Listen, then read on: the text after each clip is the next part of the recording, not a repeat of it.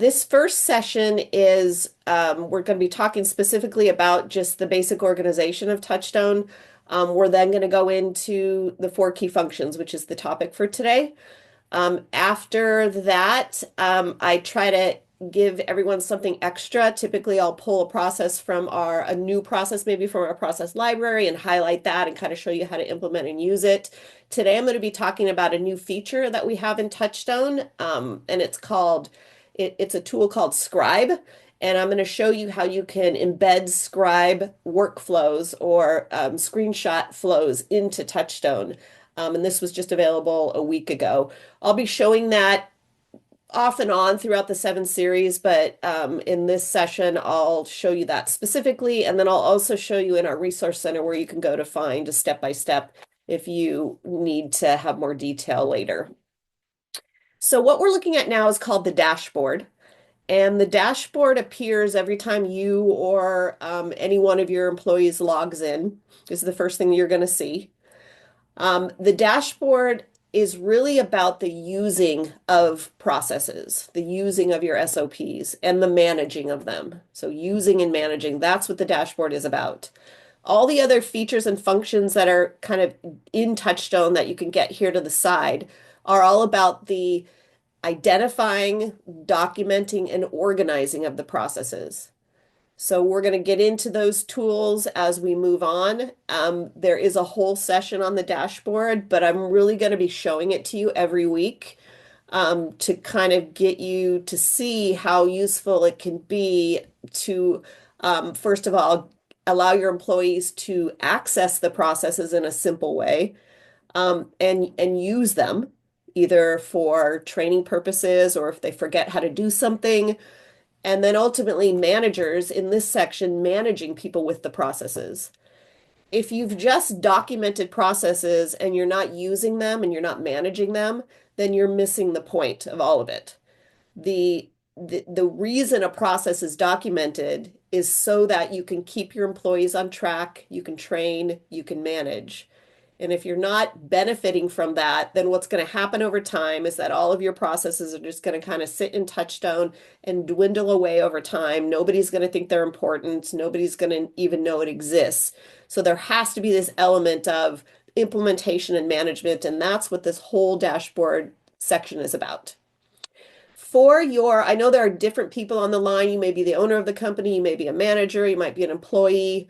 I just want to say that for a read-only user access to TouchStone, the interface is very simple and it's all mobile compliant as well. So if you've hesitated using the dashboard with your employees because you feel like it's going to be overwhelming and complicated to them, really test it out because we take a lot of the extra features and functions away, like here to the side. It's all very easy for them to click a control panel. They don't even see this management review area, and all they're focused on is just their processes. So a little more about the dashboard. This area here is called public processes, and I'm going to be talking about this a little bit more when we go into the four key functions. But what this section is about is it's the place where you post company-wide information. So anything that is the accountability of everyone in your business should be posted here. Any processes that are company-wide. What you don't want to have here are processes that are the accountability of one or two or three people. You don't want that because then it becomes just this list of stuff that nobody knows what to do with because they may look at this big long list and think, was that for me or why is that there? And they don't really know that this is public and everything that they need is in their control panel. It's particularly confusing when you duplicate it. So when you make a process public and then you've also linked it to the position, because if you look at it in the control panel, it's in two places. It's here in the public folder and it's also here. So any of you who have this confusion going on, and I'll show you specifically how to do this when we get to the four functions, but work to remove processes from here that aren't really public and just make sure that they're on the correct position on the org chart. So they're on the correct position here. I think people tend to load processes up here because you think, oh, now I know right where it is. I can just go to it. Well, it actually makes it more confusing because this area, again, is public, and all you need to do to get to your processes or for your employees to get to their processes is to click the position and then boom, there they are. These are all organized into groups and there are all the processes. So it's one click to get your employees to zero in on what is just me, like what are my responsibilities. If you put them all in the public area, again, it gets confusing. In the upper right-hand corner, there's a button right here that will appear on side of every TouchStone screen. It's called the Resource Center. It always opens in a second window. So this is the Resource Center. Inside of the Resource Center, the user guides area is the most useful. We do a lot of work to keep this up to date, to make it usable. There's a topic here inside of every one of these sections, which will go through the how-tos of that area, all the way down to process assignment, account administration. If you click on one of these areas, it's going to give you a step-by-step for that particular area you've searched for or what you're looking for. Oftentimes there'll be videos. So remember the Resource Center is here. You can also contact support here really quickly. Email support at, it's pretty straightforward. There's these side panels too that will, as you go deeper, it'll pull up things to you that are relative to what you're searching on. So remember the Resource Center because this is a good way to go to get answers to your questions. To the right of that, this is the login, log out person and also user settings. So everybody, even read-only users, will have this user settings section as well as the log out button. The user settings will allow you to change your username and password. So anybody who's in TouchStone can go and change and edit their username and password at any point that they want to. Logging out is a good thing to do at the end of the day. I think TouchStone logs you out after, I think it's like 5 or 6 hours. It will shut it down on the browser just for security purposes, but logging out's always a good idea when you're finished for the day. And then to the right of that is our account admin wheel. You'll only see this if you're an administrator to TouchStone. So if you don't see this, don't worry. It just means you're not an administrator. Here in user settings, this is where you set up your users. So here you can go and create new users. You can edit the users that currently exist.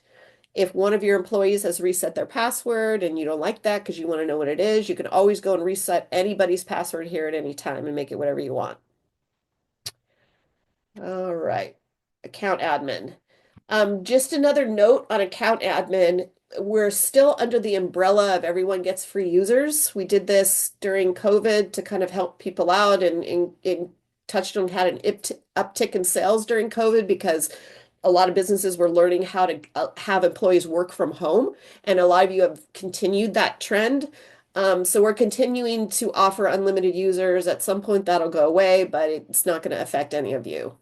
So I say that just in an effort to get you to go and add your employees and get them using TouchStone. And the reason for that, well, it's free, so there's no barrier to it. But the reason is what I said earlier, that if you have people here logging in and using their SOPs, accessing them, then that's going to make them implemented at all times and continue to be usable and innovated. So I'm going to go here to the 4 key functions. I'm going to click 4 key functions, and then I'm going to click one of these functions just to open it. So this is what we're focusing on. This is the topic of today. It's called the 4 key functions, and this is just simply the place where all of your processes are listed. So every process that you have added to TouchStone is in the 4 key functions in one area or another.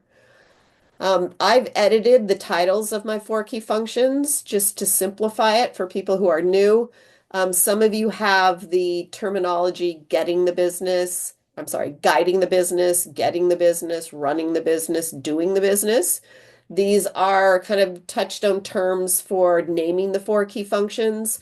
I've found over the years of doing this that there's a preponderance of people who like it to be simple and easy and don't want to have to think about what is guiding the business mean.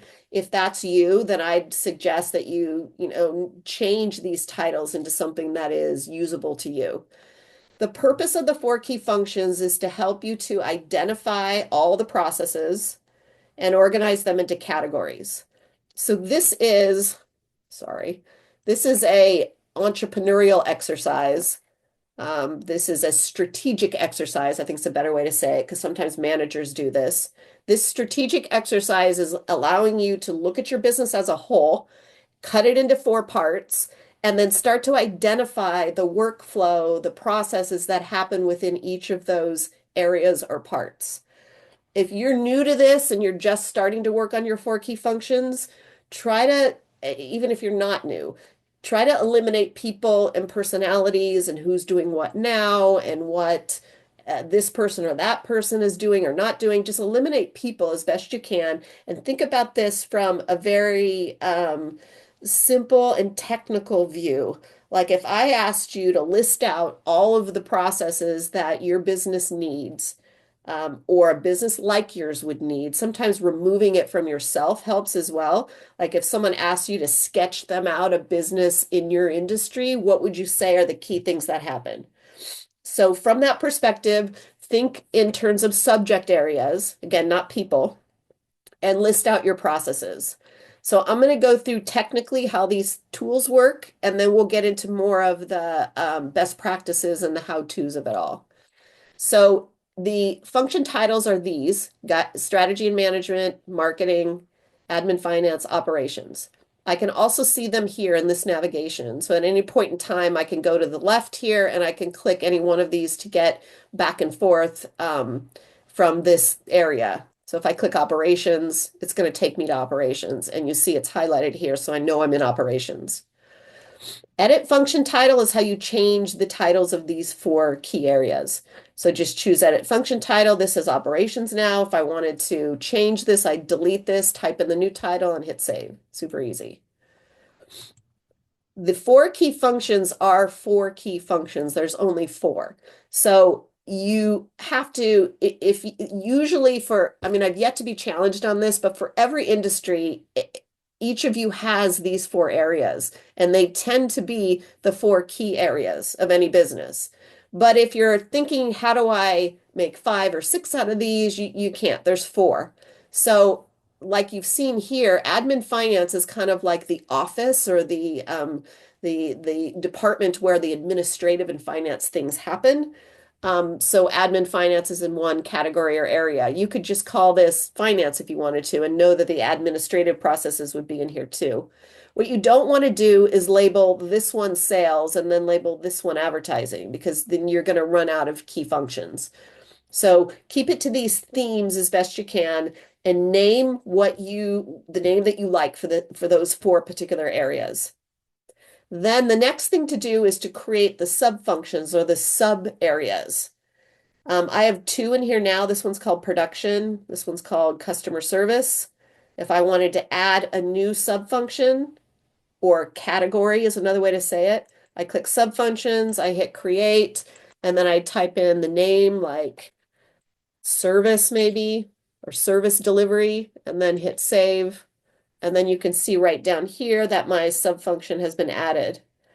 So the sub-functions are the categories. They're the area within each of the key functions that helps you to kind of decide what is a section within operations. I'm going to go through each one of these and kind of describe what I think are the best sub-functions. So strategy and management, we'll start there. I think a sub-function for strategy is important. So this is business strategy. This is like your vision, your board of directors, your company culture, your management philosophy, strategic planning. So this is all the business strategy type of things that you should be using and have. Management, this is employee management. So this is like one-on-one meetings, or not meetings, but problem resolution or performance review. This is all the processes that you use to manage employees. This is not unique to any department. This is the company-wide managerial processes. It's important to view them that way because it's not one manager does it and the other one doesn't. These are company-wide. And by thinking about it this way, you're ensuring that all of your employees are managed in the same way, which is important for consistency. And then I've got another one here called meetings. So this would be all the different types of meetings that occur, which are kind of strategic and managerial in nature. So one-on-one meetings, department meetings, company-wide meetings. You can have more than these three. It's completely up to you. And if you want to change or edit these, you just go sub-functions, create, you edit the ones that are there. You can also delete them. One key function over, let's go to marketing and sales. I think a marketing strategy sub-function is good here. So this is the strategic stuff that you do or should be doing around marketing. So creating a marketing plan, competitive analysis, target marketing, anything like that. This shouldn't be a super long list. There's not, there shouldn't be more than maybe 3 to 4, 5 at the most processes here. Um, this one's called sales, or you could call it lead conversion. This is all the sales processes. I'll add another one here, which I also see like advertising. I can spell, there it is, and then save. So now you see I've got an advertising. You can also do another common one I would see here is social media. So you could break apart advertising into social media advertising or internet advertising and then just regular advertising. These four are probably the ones I see the most. Um, there's nothing wrong with having more sub-functions. The it helps you to organize the processes because all the processes will be listed or added to these sub-functions or areas. If you have a sub-function and you can only think of like two processes to put in it, well, then maybe it's a little too narrow in its title, and those processes could be put in another more general sub-function or area. Let's go to the next one. This is administration finance. These are the office processes. So I have administration, I have one for finance. This is a good one, information technology or IT. This is for all your computer processes. And then human resources always belongs here as well. Human resources, as we define it, is the policy side of employees. The management side is over here in strategy and management. Human resources is recruiting and hiring, handbook, policy side stuff. In a bigger company, this kind of work is not typically done by a manager. It's done by an admin person. And some of you have smaller businesses. I know that maybe managers do this or you do it, but try to break apart those two types of employee-driven processes. There's the managerial kind that managers use to manage and get results, and then there's the policy kind. Next, operations. Here's where it gets industry specific. So these three are pretty boilerplate. Like every business, needs these things to a certain degree, these three. Here's where it gets by industry. It gets dictated, the subfunctions get dictated by what you do. So think this one here, customer service or client service, is one that's pretty generic. If you have clients, I think you're going to need something related to this. And you can see that I've got some example processes in this one. Other than that, you want to think about what are the topics or what are the categories of the things that you do in operations. So once you've made a sale and you've gotten paid or you've at least started the need to have your operations take over, then that's where operations starts. It's the client fulfillment. It's the delivering of your products or services. So if you're a production company or an operations company or any kind of company with inventory or equipment, if you're service delivery, if you have service development, like you develop technology of some kind that then gets delivered to your customer, this is all the kind of stuff that belongs here. So think about what your categories of work are. If you're a service-based business, I'm just going to drag this up here, you're going to have some kind of service component. If you develop things, then you'll have a development subfunction. If you produce things, then it's going to be production. If you have customers, which everybody does, sorry, I'm getting over a cold, you're going to have a client or a customer service area. Again, if you deal with inventory or equipment, then you'll want a subfunction that says inventory or inventory warehouse, things like that. If you ever have any confusion about this, you can always send us a message through the Resource Center. You can send one to me directly. We've seen every industry known to man inside of TouchStone, so we can give you some advice if you're struggling with it. The thing I want to say most about that is it's not perfect. Like, this isn't perfect. This is actually one of the more messy things about process documentation. This is the area where it can get the most confusing. So whatever you decide to do that makes sense to you is right for you. This area, the whole four key function area, this isn't seen by your employees. If you choose to show your managers this, then that's up to you. But it's not seen by people who have read or even create only access to TouchStone. They don't even see this. What they're interested in is who does what on the organization chart here, what their accountabilities are, what the accountabilities of their department are. So these processes get linked to boxes or positions on the org chart. And that's what your people care about. That's what your managers care about. Here, this is a creative exercise to a certain degree for you. So let's talk about how to add a process. So subfunctions, everything's here. And then processes, everything's here. Easy. Create and delete. That's pretty much all you do here related to processes. So if you're going to create a process, you hit this button. It asks you for the process name.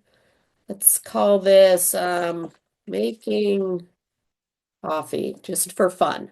So type in the process title and then choose which subfunction it goes in. So this is probably, I don't know, let's call it production. I know that's probably not right, but it's close enough. So then you see that process listed here. Easy. Processes, create. You can also go processes, delete, and then you're going to get a list of processes that you have in this area. So we're in the operations area, so I'm only seeing the ones that are listed here. I choose the process I want to delete, and I hit delete. Easy as that. You can also delete processes on the process tools page. So when you click a process, it takes you to this screen, and this is where the documentation of the process is created. We're going to have two really great sessions on using the process tools. And I'm going to go into a lot of detail about when, why, and where you would use all these tools, how to use them, how to make really great documentation, what's the difference between bad and good, all that stuff. But here, if you want to delete a process from this screen, it's right here. So you can delete from both areas. This is the breadcrumb trail.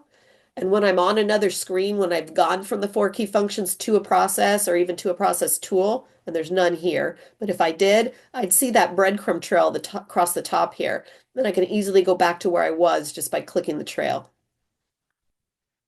So everything related to processes is here. To the right of processes is our library. So I hit the drop down here and I see what's called the general process library. If I select this, I then see library processes for this key function. So since I'm in operations, I'm seeing library processes related to operations, related to client fulfillment.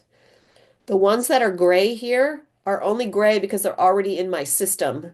So you can see reputation management, client intake. Client intake's gray because it's already here.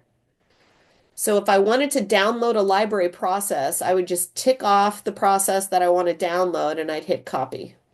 I'm not going to do that now because I'm going to show it to you in another area, but that's how you download a library process.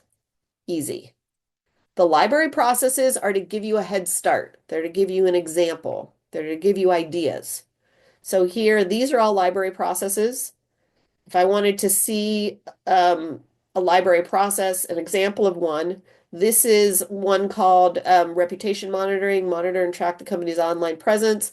And then over here, there's some tools that have been created for you on reputation management. So this one's called monitoring software setup. If I click this, you're going to see a step-by-step here for how to do that. Reputation management, that's a whole nother work plan, and here's a step-by-step for that. And again, there are other tools. So when you choose a library process, it's then going to give you some examples of how that's done that you can edit and change and make your own. This is another example of the breadcrumb trail. You see, I'm in reputation management, this work plan. I could go back to the title of the process, or I could go back to the four key functions where it lives. Okay, so let's talk about just some strategies around processes. We talked about some strategies around subfunctions. Let's talk about some strategies and be best practices around process identification or adding processes, and then we'll also fold in the library into that. So the first thing is, and I'm going to go, let's go to here. So the first thing about adding processes or coming up with processes is you want to have a good title for it. You want to have a clear, specific title. If you want to see examples of good titles, you can go to the library here and see them. So now I'm in a different library because we went to admin finance on the four key functions. So now I'm seeing things here related to administration, finance, IT. So you see titles, accounts payable, accounts receivable, admin service requests. So these are clear, specific titles. They're not sentences, they're not phrases, they're clear, specific titles. Sometimes you can do little hyphens if you like. They also follow what I would call, normal naming convention. So title naming convention, which is capital letter of each word is capitalized and then lowercase. And then the second main word is capitalized and then lowercase. If you do all caps or if you do all lowercase, you're then breaching into your personal style as opposed to normal naming convention. And then what you're going to get with that is they're going to do their own personal style. And then suddenly everything, looks different. If you do want to do all caps and that's super important to you, then just make sure it's known to all of your employees that they add anything to TouchStone a title, you want it all caps. If you've gone through this exercise and you have had like phrases or run-on sentences as the titles, then you can easily correct that. So I'm going to add a few processes here just for fun. Let's add this one. So up here, I don't know if I mentioned this or not, allows you to put it into the correct subfunction. So I'm going to add some finance processes here. So let's put it in finance. And then I'm going to take off this one. I'm going to take budgeting, I'm going to take cash flow, collections. These are all related to finance, deposits, and invoicing, and that's good enough. So I'm going to hit copy, and then those processes are then downloaded into my account. You see them all here. So these, again, are ideas of just kind of what I mean by normal naming convention. If I click one of these processes, you'll see right here, there's something called the objective. So this is ensure all companies' bills are paid on time and in the company's interest. Sometimes I see stuff like that as the title. So when people are trying to think, how do I name something? They're thinking of the actions that occur while they're doing it. And so it's natural to think that way, but they're not able to name what it is, so they're describing it. So if you see any of that in your account, then click the process, look at the title, which would be the objective really, and then cut and paste this from here and put it there and here and put it there. So take this title out, just highlight, copy, right click, copy it, paste it into the objective, and then retitle it. Try to think, what is the main subject of what is occurring here? Um, this is the area where when I say things get messy, this is what I mean. People sometimes have a hard time deciding what's a sub-function, what's a key function, administrative and finance, what's a sub-function like finance, and then what is the process? So I'll go back here and say it again. So what is the key function? Well, admin finance, we're kind of giving that to you. We're saying this is a typical key function that you should use. And then sub-function would be administration, finance, human resources. These are main categories. And then what are the processes? Well, these are example processes. There gets to be this confusion, particularly in the sub-function and the process area, where you're thinking, well, what is a big category? And then what is the process title? And So the best suggestion I can give you is let the library processes kind of guide you in this because they give you good examples of the structure of things, particularly in these three areas. Here it gets, a little trickier. To further complicate this, within each of the processes, there can be multiple work plans. So you see here, I've got this one called accounts payable. And here I've got a work plan for paying bills, a work plan for cutting checks, and a work plan for running the payables report. These are all actions or workflows that occur inside of this process called accounts payable. So know that if you have a process and you've named it and you're thinking to yourself, well, is this too broad? Because I know there are multiple things within here. Remember that you can add multiple workflows to a process. It's kind of like these are the sub areas of the process in a way.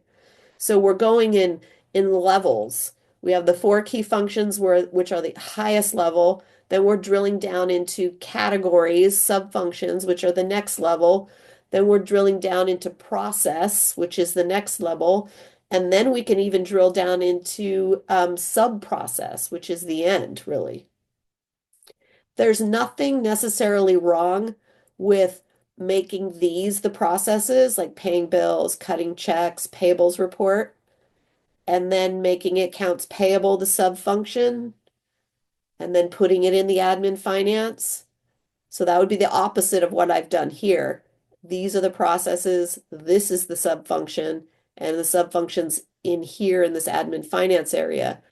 The only problem with that, if you call it a problem, is that you're creating 3, 4 times as many processes, right? Because this is the process, and instead of having this, I had this be the sub-function, and then I had those 3 work plans be the processes. Well, now I'm quadrupling my processes, I think.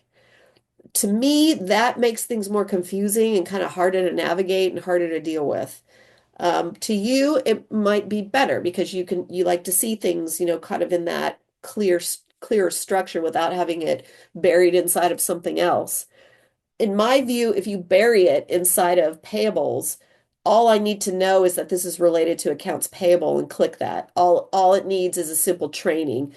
Everything you need is under accounts payable. Or I can always go here and search and find it quite easily. And I probably only need to search once because then I'll know it's in accounts payable.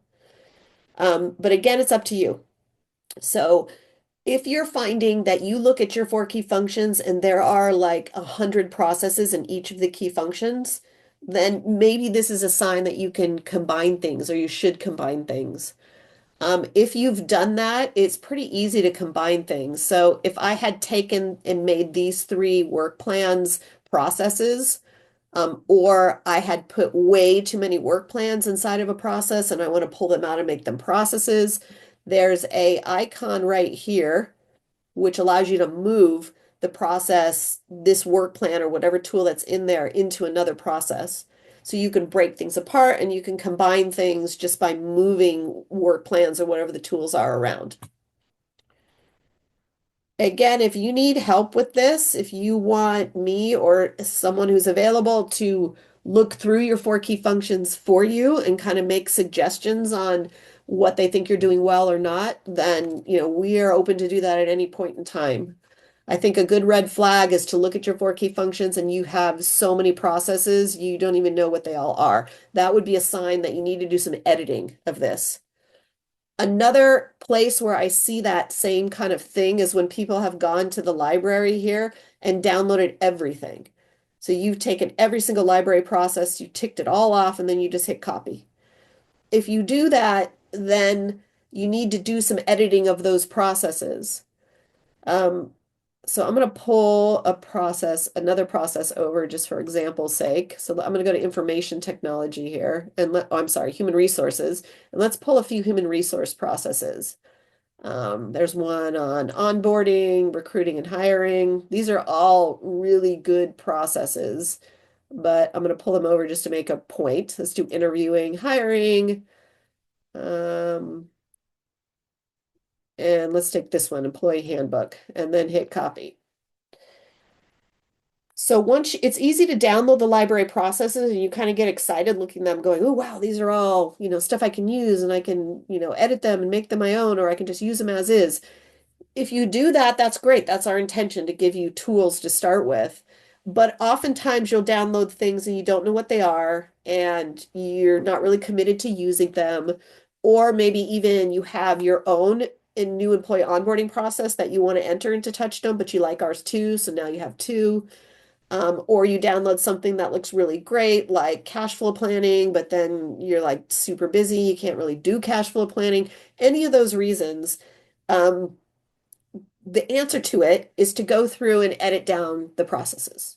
So all you need to do to make that happen is just go one key function at a time and click the process, look at it.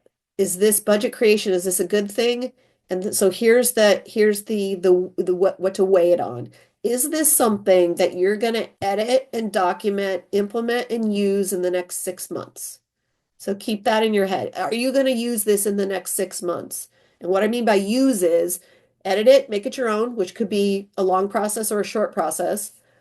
Add it to your bookkeeper's position on the org chart, assign it to her, have her go through and learn it, and then create a budget for you.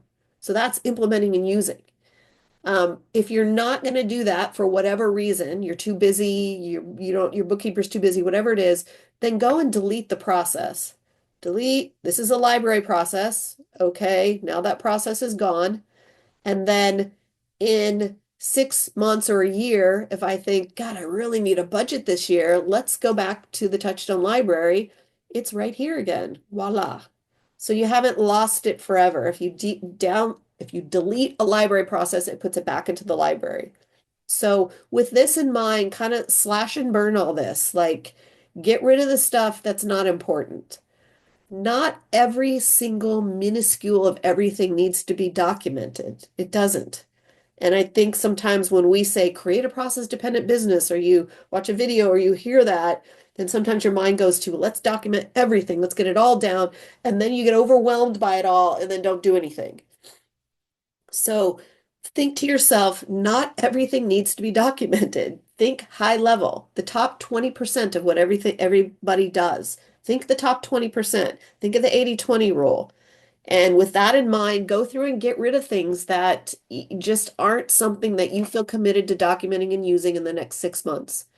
If you don't want to delete, because sometimes there's that fear, or maybe you've added your own processes or another employee has, and you look at them and you think, oh, she said 6 months. We're not going to do this in 6 months.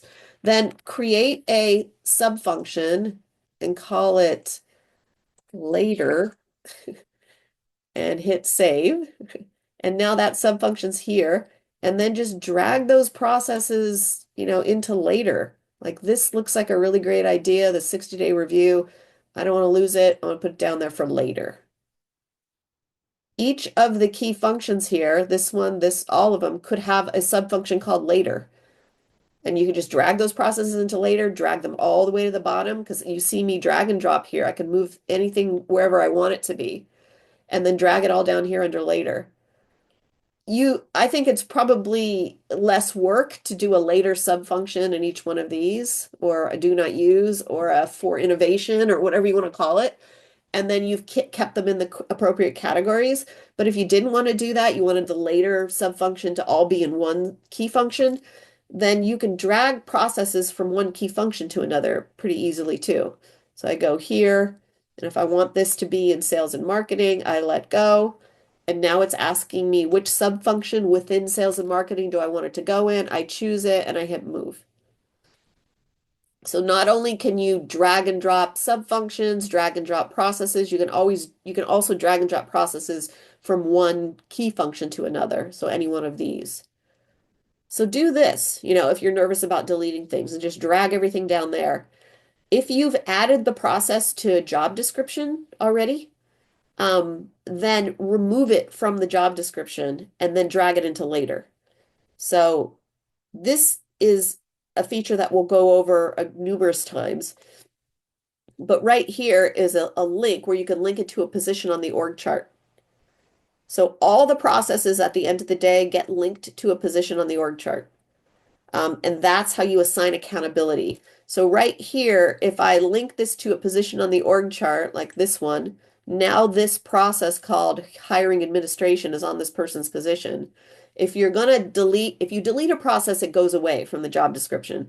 But if you're going to move processes down into later, then make sure you remove them from the job description that they're on, if they're on one. Because this is another thing that could have possibly happened is that you loaded up all the job descriptions with processes that you're not going to have anyone use in the next 6 months. So clean that up as you go. So remove it from here as well as drag it down to the later. Just like that, removes it. Okay, so let's go back here. So use this library for ideas to kind of give you some guidelines on how to title things, what a good process title is. Remember, you can add work plans within the titles here for different workflows that exist within this process. If you have got way too many processes in your four key functions, go through and edit them down. So I'm just going to go through this again because someone's asking me to do it again. So let's imagine you're a person who's had your TouchStone account for a while now. You're using some things in it, but you aren't using all of it. And you go to look at your four key functions, and it's what I'm saying. It's got like 100 processes per key function. You've downloaded all the library processes. Maybe you've built some positions. You've linked them to some position on the org chart, but not all. So it's kind of a little chaotic. So if that's you, then go to your four key functions, start with, you're going to do all four of these. So start with one, whatever it is. So we're going to start with this one, admin finance. So here, first ask yourself, do you like the sub-functions? Based on what I've talked about, do these look good to you? If they do, then leave them. If not, you can edit those while we're here doing this. If you like them, then start with the very first process at the top, cash flow planning. Click it, read the objective. Does this look like a good process that you're going to use in the next 6 months? If it's not, if you're not going to use it in the next 6 months, delete it. Or you can say to yourself, all right, this is not, it's something I like, but I don't want to delete it. So go back here, create this category down here called later, and then drag that process down to later, all the way down to later, and then click it and go to here and make sure it's not on any job descriptions. Done. Then move on to the next one. This is going to be a minute per process, maybe, if that. A lot of times you'll look at them, you go, oh, collections, I know we need that. Okay, great. Let's back up and do the next one. Accounts payable. Oh, I know we need that. I don't even need to look at it. Invoicing. Well, maybe invoicing is a part of accounts payable or receivable, or maybe I'm not going to use this right away. Drag it down to later, remove it from a position. If you're going through this, there's a couple other things that you could do in terms of editing your processes. If you have a process like this one and you click on it and you're asking yourself, do we need a making coffee process? Under objective here, if this is missing, then add the objective. Uh, objective. The objectives are important because they help you to know what's in this process or what you were thinking about when you added this process. So if the objective's missing, then add the objective. Sometimes it's obvious. Making coffee, okay, obviously the result is to make sure coffee is made, but it's not always that straightforward or clear. So add the objective and then go here to link to job description and make sure it's on the correct job descriptions. So this is kind of the opposite of when you've gone to this link to job description and you're going to keep a process. You can just do a double check to make sure it's on the appropriate job descriptions. If it's not, add it right here. Okay. So we were talking about editing down your processes, going one key function at a time, clicking on them, deleting things you don't want, or moving them to later, making sure they're on the correct job descriptions or they're removed from the correct ones, and then move on to the next process. It'll be satisfying to go through this. The result of it will be you'll have removed things that aren't the biggest priority right now. You're going to have cleaned up your job descriptions because things that were missing from there and things that were added unnecessarily can be removed. And then after about an hour, shouldn't take you that long, you'll have really straightened this whole area up. Anybody who wants a double take on that and wants some help with it, then send me an email or send a message to the help center, to the resource center under support, and we'll hop on the phone with you and help you do it. So let's talk about some strategies for building your four key functions. Um, One strategy is to let the library guide you. So you would start with the main key function. So let's say this is you right now. You haven't done anything with this yet. You'd go to the first key function, you add your subfunctions. And I think somebody's asked me a question related to this. Yeah, someone wants to know some common subfunctions under strategy and management. One is strategy, not surprising.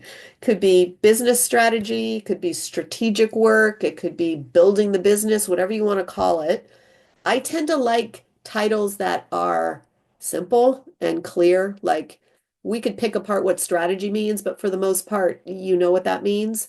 Some people like things more, artsy or more full of more adjectives, like strategic development for the business. I mean, I don't like that one because it's a sentence, but strategic development or developing employees. Or I've seen here in sales and marketing, sales be converting the most qualified leads. Or so if you like things that way, then that's totally fine. Don't This is a creative exercise, like I said. So here under strategy and management, some common subfunctions: strategy, management or employee management, managerial processes, meetings. I like this one because then you'll see when I pull the processes from the library, there's clearly an area for meeting processes for communication. Board of directors is another one I've seen here. So um, I'll do it that way just for simplicity's sake. So a board of directors subfunction, that could be one.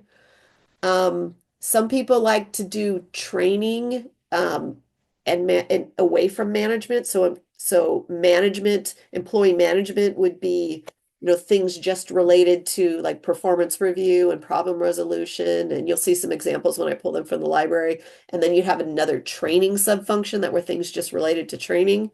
That one gets a little messy because sometimes there's new employee training, which I think really goes into human resources because it's like the policy side of that, like making sure someone has their keys and they know how to use their computer, and that's not something a manager should typically do. But if there are other types of training processes that you find are generic, you can do a training subfunction. But just in the interest of keeping it simple, I think these four are great. And you can even do away with this one because those things could be under strategy, things related to the board of directors.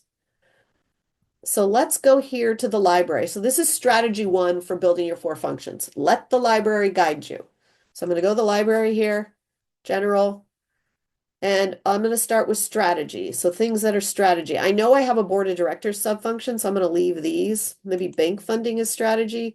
But as you do this, think to yourself, do we need bank funding? Is that something we're going to use in the next 6 months? Are we looking for funds right now? If the answer is no, then don't take that one. Scroll down. So things related to strategy. Company development meetings, that's like a meeting process. What is strategy related? There's more board stuff. Management philosophy, that's strategy. Meeting guidelines, that could be either. That could be management or strategy. Down here, strategic planning, strategic target, those two are good. So there's mission, purpose, values, that's a good one. Welcome to the company. This is a great new process to the library. So let's take those and then hit copy. Once you've added these, then before I add any more, I'll just look at them. Strategic planning. Define the company's strategy, objectives, and goals. Okay, so if you need to do a strategic plan, you've never done that before, this is a fabulous process for that. It's really great. If you have a strategic plan and you're pretty happy with the one that you've done and you don't really want to do anything new, you just wanted to look at the process, then delete it. If you're not going to do strategic planning like you wish you would, but you really don't think you will in the next 6 months, then delete it. So take a second to look at the process. And then go to the next one. Mission, purpose, values. Are you going to use this? This is a really easy, simple thing to do, by the way. So I would vote that you keep this one. This is a work plan on how to create your mission, purpose, values. Here's a document where you can build it, and then you can like delete the sample stuff, and then at the end you could have this, really nice mission, purpose, values, and then you could make it a public process by doing this. That's how you make a process public. So the point is, look at each of one of these and decide if they're good. You want to keep them. You like these? Great. Then you go back to the library, general processes. This time I'm going to flip it to management, and then we're going to look for managerial things. So a couple employee coaching and training, that's a good one. Employee evaluations, that's a must. Employee expense estimator, we're going to be talking about this next week when we do the org chart process, employee termination, management training, meeting guidelines. That's probably under meetings, and then copy. So I'm doing this very quickly. You'd want to do it a little slower when you're doing it for real. And then you see these 4 processes here. 4 or 5 in each category. It doesn't really need to be more than that. And then go back and you pull the meetings process and then the board of directors. This gives you, a pretty good basis, I would say, for your strategy and management key function. It's pretty good. If you have things that are missing, ask yourself what's missing and then go processes and create. And then go to the next key function. And then let the library guide you. So go to library general and do the same thing. So that's one way to attack this. Another way, if you have a larger company, is to pull your team together. So pull together your management team. Could be 3, 4, 10 people, depending how big your company is. Make this important. Say, okay, we're going to identify the strategic and managerial processes for this business. Let's look at the library and see if we like any of these, or let's just go for it. And what do we need we need a strategic plan. Does each manager need to create a strategic plan? Do we need a process for employee evaluation? Oh, we already have one, so let's add that. So you brainstorm it together. I would have TouchStone open. There's sometimes this tendency for you to tell your employees and your managers, just make me a list of what you do, or write that process out in Word and then give it to me. When you're doing that, you're creating extra work, and then you're robbing them of the excellence of TouchStone. You're robbing them of the chance to learn how to do it in TouchStone. These tools in here have been created very methodically to have the result of creating the best possible processes and the best possible structure. So if you have someone just write it in Word, you're not training them how to write anything. They're going to give it back to you in whatever format that they've learned it in. If you teach them how to write a work plan, then you're going task 1, task 2. Do you link something here? Do you need a list here? So do it in TouchStone. Have it up on the whiteboard and do it. Go to sales and marketing. You don't need everyone for this, just your sales and marketing people. Pull your best salesperson, or pull your marketing manager. In starting with sales and marketing, you can also brainstorm it by workflow. So phone call comes in. It's a person calling for help. What are they calling for? So we need a customer intake. So then add that to sales, customer intake. Then we need a customer evaluation process, determining if they're qualified or not. Maybe that's in sales or advertising. So add that.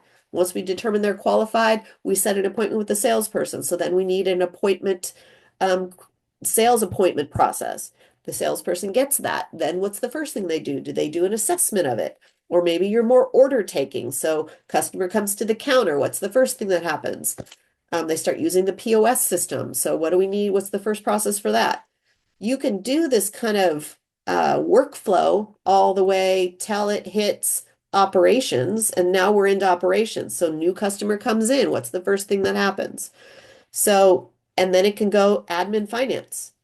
This is kind of out of the workflow, the strategy and management, although you could do it that way if you think of new employees, like we're advertising for a new employee, and then they start, and then they need new employee training, and then they need ongoing training, and then how do we manage them? So you could do that for the management side, but this whole workflow process identification really has to do with these three key functions. So sales and marketing, lead comes in, we sell them, then it goes to delivery, then it gets billed. So that's another technique in identifying your processes. So what I want to leave you with this today is just this notion that, first of all, not everything needs to be documented. Think high level, think top 20%. Go as far as you want to with it. When you burden yourself with this hundreds of processes in your four key functions, you're stalling yourself out. It's like you're psyching yourself out. So try to think very high level. If you want to do that without losing, the brainstorming you had done early on, create a little sub-function called later and start dragging those processes into it. Next thing, clean up your titles. If you're an existing user and your titles aren't clear and specific, cash flow planning. Here's another thing. When you're naming something, put the verb before the adjective. Trying to say that right. The subject, sorry. Put the subject before the verb or the adjective. Cash flow is the subject. Planning is the descriptor of that, the adjective. If you do planning cash flow, if I'm thinking of cash flow, I'm not necessarily thinking of planning cash flow, I'm thinking cash flow. So put the subject first. Clean up your titles. That's another thing to do if they haven't if they're not clear and concise. Analyze every process. So make sure it's linked to the appropriate job description. Make sure it has an objective. That sets it up for someone to go in and document it. So make sure it's on the appropriate positions on the org chart and then make sure the objective is there. So do some cleanup of your four key functions. Those of you who are new, start this new, name everything, name the sub-functions, add processes from the library, add processes from directly.